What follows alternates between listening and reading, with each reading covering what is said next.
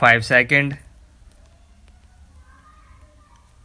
Mr. K.M. Shinna, learned senior counsel appearing for the appellant, submitted that this court has held that the beneficial provisions of the Act are to be applied only for the purpose of interpretation of the Act and not for arriving at a conclusion whether a person is juvenile or not, and the question whether an offender was juvenile on the date of commission of the offense or not is essentially a question of fact which is required to be determined on the basis of the materials brought on record by the parties. He submitted that this court has further held that Section 35 of the Evidence Act, which provides that an entry in a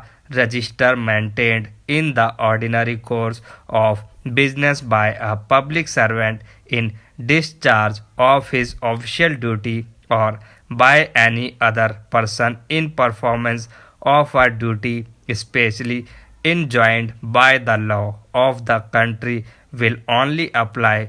if the condition mentioned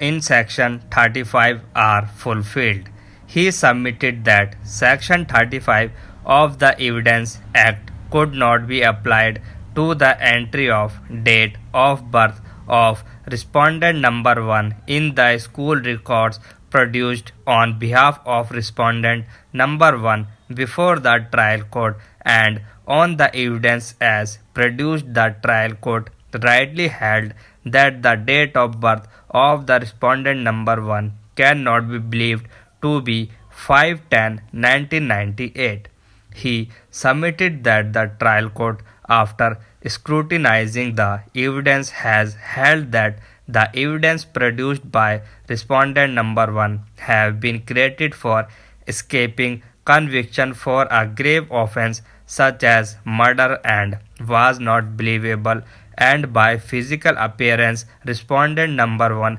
looks to be over 18 years of age, and on 11/7/2004 he was an adult and not a juvenile. He submitted that this finding of the trial court on a question of fact with regard to the age of respondent number 1 could not be disturbed by the High Court in a revision.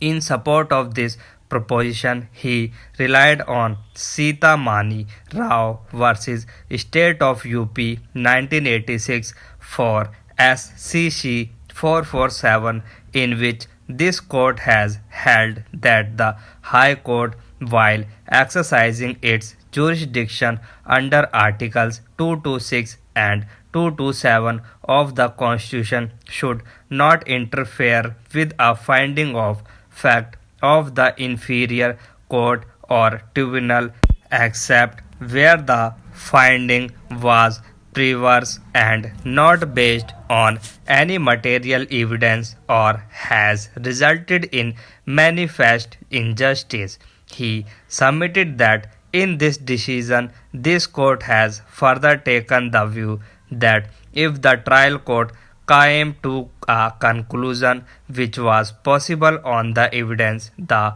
High Court will not disturb the conclusion arrived at by the trial court merely because the High Court is of the view that a different conclusion is also possible on the same evidence. He vehemently argued that the High Court has lost sight of these limitations of its jurisdiction and on the basis of its own appraisal of the evidence taken a view that the respondent number 1 was a juvenile on the date of the commission of the offense and has set aside the order of the trial court.